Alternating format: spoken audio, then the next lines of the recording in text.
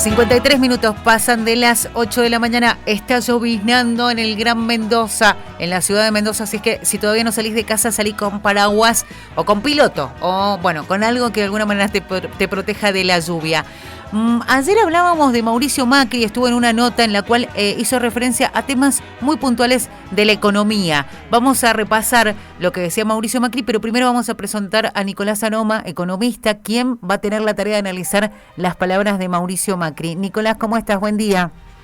¿Qué tal? Buen día, Claudia. ¿Cómo estás? Muy bien. Bueno, primero te vamos a hacer escuchar las afirmaciones que decía Macri en las últimas horas para que vos las analices. ¿Te parece? Dale.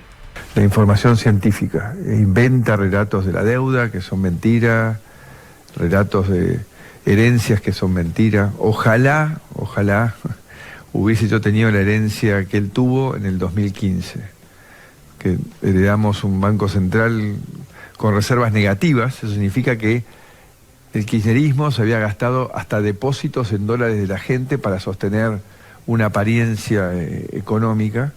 En default, le debíamos plata, en default con Paraguay por la Ciretá, con Bolivia por el gas, con las provincias por las cajas jubilatorias, por el 3%, el 15% que la Corte les dio de devolución, con los jubilados, sin energía. O sea, eso sí que era bravo. Nosotros en el 2019 le dimos casi un equilibrio fiscal, no un agujero como nos dejó Cristina.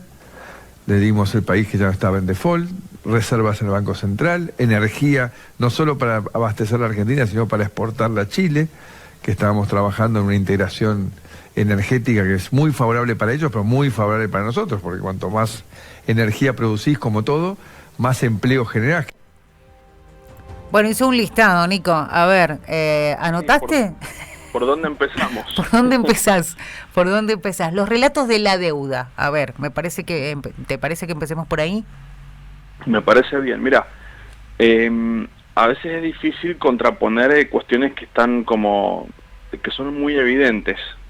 Porque si hay algo que no recibió bien este gobierno, o si querés lo damos vuelta, el final del gobierno de Mauricio Macri fue estrepitoso en términos económicos. Digo, con 2 años de fuerte caída de la economía y con un endeudamiento que fue el eslabón que hizo saltar la crisis, digamos. O sea, fue el talón de Aquiles del gobierno, fue esa política de endeudamiento y un modelo financiero apoyado en que los dólares los obtenías por endeudamiento, o sea, utilizando un atajo financiero, claro, y no por la producción y la exportación.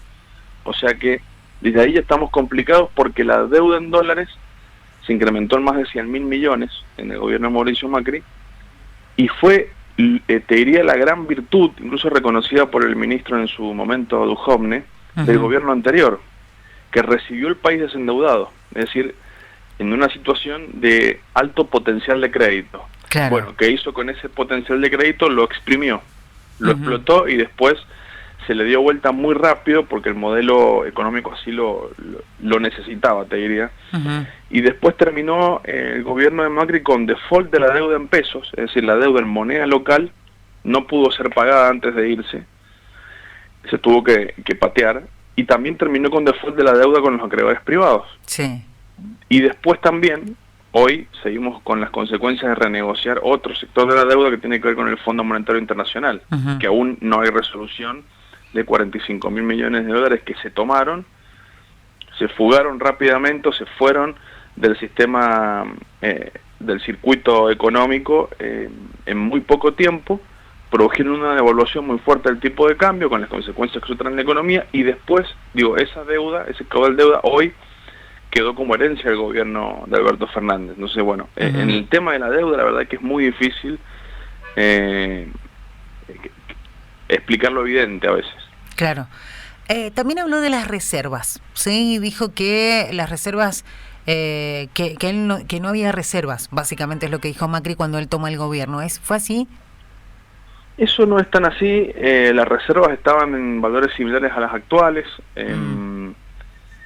Lo que sucede es que ellos contaban reservas líquidas. Digo, acá también hay que hacer, porque cada uno toma las cuentas como le conviene. Claro. Entonces empezaban a descontar del nivel de reservas los swaps, por ejemplo, o sea, las monedas extranjeras o las cláusulas de apoyo de, por ejemplo, China. Entonces, si vos empezás a descontar variables que son parte de tu activo y que justamente son para eso, y bueno, ellos habrán calculado que tienen reservas negativas, pero cuando vos tenés eso que se llama swaps, que son los que en general descuentan en ese momento, que son básicamente, che, si me faltan reservas, te pido a vos, Banco Central chino o Banco Central de otro país, que inyectes moneda, es justamente un instrumento, digamos, me parece que no va por ahí. Y aparte otra cosa, el déficit fiscal, ellos llegaron con un diagnóstico de déficit fiscal, que lo había en ese momento, y las primeras medidas inmediatamente multiplicaron el déficit fiscal, porque las primeras medidas que se toman en los primeros momentos fue justamente una fuerte reducción de los ingresos del Estado, retenciones a la minería, bajas retenciones a las exportaciones de algunos productos, ley de blanqueo impositivo, ¿no? De exteriorización, donde no había que traer el dinero, sino que había que decir dónde estaba, reforma impositiva, baja de impuestos en sectores que no lo necesitaban en ese momento, pago inmediato de los fondos buitre, digo, todo un esquema que lo que hizo que fue que en el primer año ya el déficit fiscal se disparara. Y otra cosa que también se suele confundir con el déficit, que dijo, le dejamos superávit, le dejaron superávit corriente, primario que se llama, que es decir, la diferencia entre recursos y gastos, pero sin contar los intereses y gastos de la deuda. Porque si ahí fue donde se disparó todo el déficit financiero del gobierno de Macri, ¿no? Cumplían a rajatabla el ajuste de los gastos en otros gastos, por ejemplo inversión pública, pero cuando vos vas a la línea de intereses de deuda, que aparece ahí el déficit financiero, era exorbitante. O sea que eso es falso, claramente.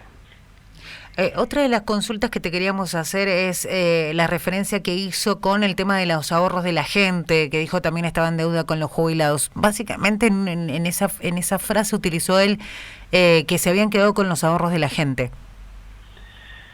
Creo que la utilizó en el momento en las reservas negativas, cuando dijo que habían utilizado los depósitos en dólares de la gente. Eso no es así, no es posible chequearlo, no hay un informe del Banco Central que así lo disponga, ¿no? Claro.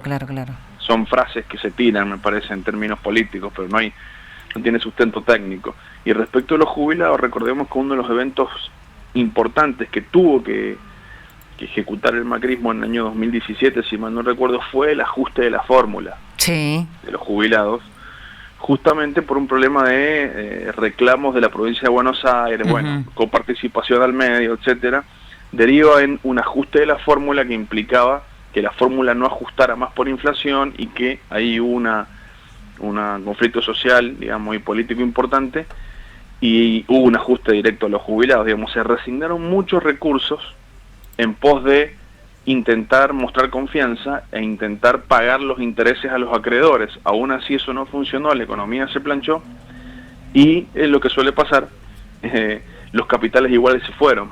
Entonces, bueno, no solo que no llegaron, sino que se dieron vuelta y se fueron en el año 2008-2019 y precipitó la crisis y demás. Digo, ni el prestamista de última instancia del mundo, como es el Fondo Monetario, con su préstamo histórico más grande, en su historia y en la nuestra, pudieron salvar a la economía del default. Tal cual. Nico, muy bueno el análisis, te agradecemos muchísimo. Te quería preguntar sobre, lo voy a hacer porque me tengo que ir a los títulos, pero quería brevemente decirme qué va a pasar con el dólar, porque ayer la noticia, ya pasando a otro tema y a lo actual, se hablaba de el dólar informal y mucho, la expectativa que generaba en el inicio de la semana. ¿Qué puede pasar y cuál es el comportamiento que se espera? Mira, seguimos sosteniendo lo que venimos hablando con vos hace un tiempo.